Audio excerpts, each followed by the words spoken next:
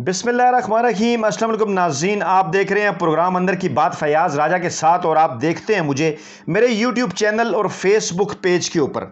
दोस्तों, आज़ाद कश्मीर के इलेक्शन की कैंपेन के दौरान मरियम नवाज़ की जानिब से वज़ीर-ए-आज़म पाकिस्तान इमरान खान पर कश्मीर बेचने का झूठा इल्ज़ाम लगाया जाता है, लेकिन आज की इस वीडियो में हम आपके सामने कुछ अहम तरीन दस्तावेज़ी सबूत रखने जा रहे हैं, कुछ अहम तरीन लिखी गई किताबों की मदद से और सरकारी दस्तावेज़ात की मदद से कुछ अहम इंकशाफात आपके सामने रखेंगे कि नवाज शरीफ ने कश्मीर का सौदा कैसे किया था, नवाज शरीफ ने कश्मीर को कैसे बेचा था। इस हवाले से चश्म कुशा इंकशाफात हैं और इस हवाले से बड़ी मेहनत हमने की है। लाइब्रेरीज़ के अंदर से कुछ किताबें भी निकाली, इसके साथ सरकारी दस्तावेज़ात तक जो है वो रसाई हासिल की और वीडियो के आखिर में हम आपको वो किताब भी बताएंगे और ये आपके सामने रखेंगे। लेकिन इसके अंदर जो हमें कुछ पैराग्राफ अहम तरीन मिले हैं कि कारगिल की जंग एक अहम तरीन मोड़ था 99 में कश्मीर की आज़ादी के हवाले से, और बाद में उसके ऊपर जो है वो कागज़ स्याह किए गए, किताबें लिखी गई, सरकारी दस्तावेज़ात के अंदर सीक्रेट रिपोर्ट्स आई,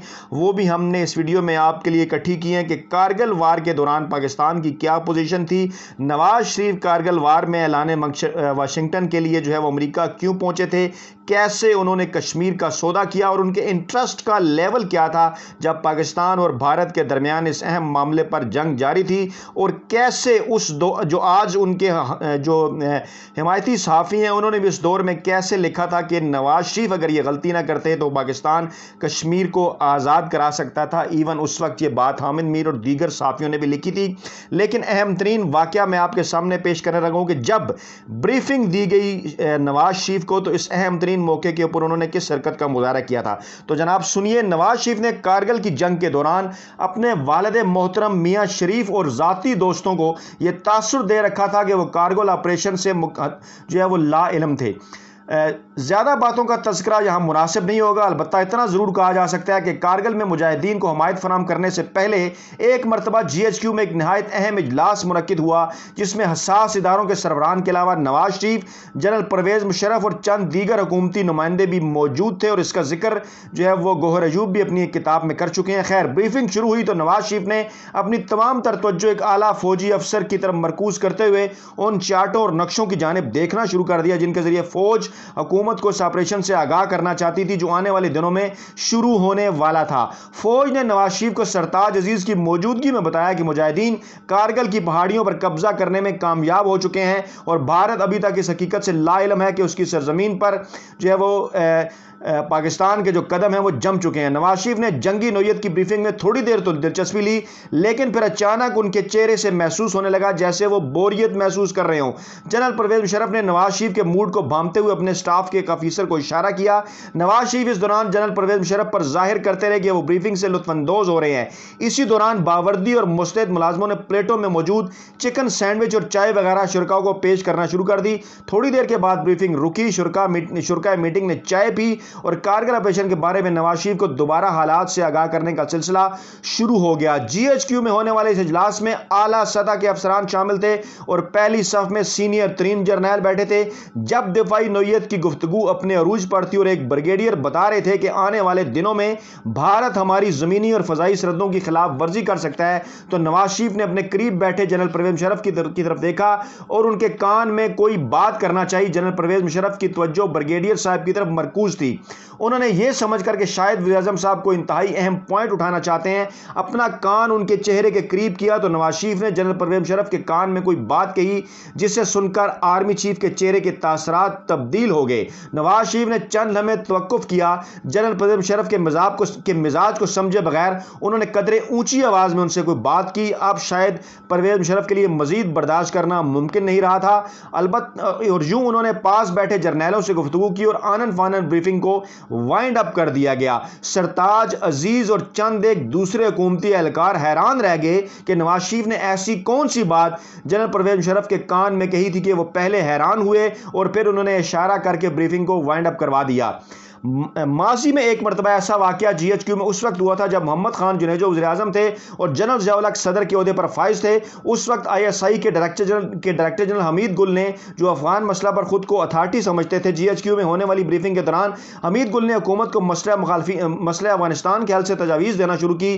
تو شروع میں جنیجو صاحب برداشت کرتے رہے۔ تاہم جب حمید گل کا انداز جارحانہ ہوا تو جنیجو جیسا شریف النفس اور کمزور وزیر اعظم بول پڑا اور انہوں نے سامنے DG ISI کو مخاطب کرتے ہوئے کہا کہ جنرل صاحب آپ حقائق بیان کریں، ہمیں ڈکٹیٹ نہ کریں۔ محمد خان جنیجو کے اس انداز تخاطب پر یہ ہوا کہ فوراً اجلت میں میٹنگ کو ختم کرنا پڑا اور محمد خان جنیجو کا یہ واقعہ کئی افسران کے علم میں تھا، اور جب نواز شریف کی سرگوشی میں کی جانے والی گفتگو کے بعد جنرل پرویز مشرف نے یہ بریفنگ ختم کروائی تو کئی جرنیلوں نے تجسس کی وجہ سے جنرل پرویز مشرف سے پوچھا کہ آخر قصہ کیا تھا، جس پر جنرل صاحب نے بتایا کہ نواز شریف نے انتہائی اہم گفتگو کے دوران پہلا سوال تو ان سے یہ کیا تھا کہ سینڈوچ کس نے بنائے ہیں۔ اللہ اکبر۔ اور جب میں نے کہا کہ ہمارے میس کے تیار کردہ ہیں تو انہوں نے اگلا سوال یہ کیا کہ یہ سینڈوچ تیار کرنے والا باورچی کون ہے۔ یہی وہ موقع تھا جب آرمی چیف تڑپ کر رہ گئے، کیونکہ نواز شریف نے دفاعی لحاظ سے انتہائی اہم بریفنگ کے دوران بجائے یہ پوچھنے کے کہ جنگ کی صورت میں ہمارے پاس کتنے دن کا اسلحہ موجود ہے، وہ اس بات میں زیادہ دلچسپی لے رہے تھے کہ انہیں جو سینڈوچ پیش کیے گئے انہیں تیار کرنے والا باورچی کون ہے۔ نواز شریف نے حیران کن طور پر صرف یہیں پر اپنی گفتگو اور بات ختم نہیں کی، بلکہ بریفنگ کے دوران ہی انہوں نے جنرل پرویز مشرف کے کان میں کہا کہ سینڈوچ تیار کرنے والے باورچی کو وزیر اعظم ہاؤس بھجوا دیں تاکہ وہ میرے باورچی کو بھی اتنے لذیذ کھانے تیار کرنے کا طریقہ سکھا دے۔ GHQ میں کارگل آپریشن کے حوالے سے، جو کہ کشمیر کی آزادی کے لیے، آزاد کشمیر کے لیے انتہائی اہم تھا، اس کے دوران نواز شریف کو بریفنگ دے کر مایوس ہو جانے کے بعد آرمی چیف نے تمام اہم نوعیت کے فیصلوں پر حکومت کو رسماً تو آگاہ کیا، لیکن وہ پھر نواز شریف سے قدرے فاصلے پر رہے۔ نواز شریف نے جب یہ دیکھا کہ جنرل پرویز مشرف ان پر توجہ نہیں دیتے تو انہوں نے آرمی چیف سے دوستی کا تاثر دینے کے لیے ایسی تقریبات کا انعقاد شروع کر دیا جس میں آرمی چیف کو مجبوراً شریک ہونا پڑا۔ اس طرح اپنے دور حکومت کے دوران آخری ایام میں نواز شریف نے الیکٹرانک اور پرنٹ میڈیا کے ذریعے عوام میں یہ تاثر دینے کی کوشش کی کہ ان کے فوج کے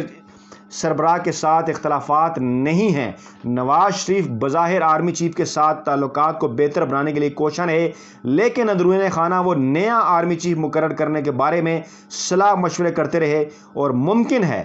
کہ اس کی ایک وجہ یہ بھی ہو کہ جنرل پرویز مشرف نے نواز شریف کی خواہش کے مطابق اپنے باورچی کو ایوان وزیر اعظم منتقل نہیں کیا تھا۔ تو دوستو، یہ ایک کتاب ہے رنگیلا وزیر اعظم، اور امجد حسین صاحب کی لکھی ہوئی ہے،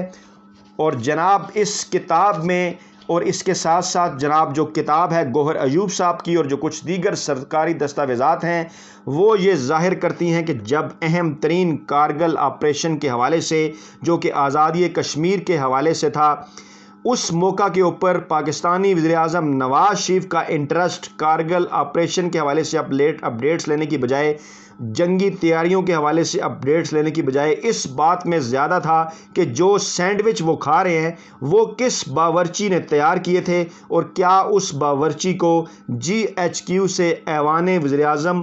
منتقل کیا جا سکتا ہے۔ تو ناظرین، یہ ہیں وہ اہم ترین سرکاری دستاویزات، اہم ترین چشم کشا انکشافات کہ کیسے نواز شریف نے کشمیر کا سودا کیا بھارتی وزیر اعظم واجپئی کے ساتھ، اور اس وقت کے اخبارات بھی اس بات کی گواہی دیتے ہیں۔ آج چاہے وہ کسی بھی وجہ سے ایک فاصلے پر جا کر کھڑے ہو جائیں یا اپنا موقف بدل دیں، چاہے وہ حامد میر صاحب ہوں، اس وقت انہوں نے اپنے کالموں کے اندر بھی، ہم کسی موقع پہ وہ کالم بھی آپ کے سامنے پیش کریں گے کہ کس طرح سے انہوں نے اس بات کو دہرایا تھا۔ اس کتاب کے علاوہ بھی اس بات کا انہوں نے ذکر کیا تھا کہ آزادی کشمیر کی بنیاد رکھ دی گئی تھی، لیکن کارگل کی وار کے دوران جب نواز شریف نے امریکہ کا دورہ کیا اور وہاں پر اعلان واشنگٹن کے اوپر بقول حامد میر کے انہوں نے دستخط کیے تو گویا انہوں نے کشمیر کا سودا کر دیا تھا۔ یہ بات جو موجودہ الیکشن کمپین ہے آزاد کشمیر کے اندر، اس موقع پر آپ کی خدمت میں پیش کرنا اس لیے ضروری ہے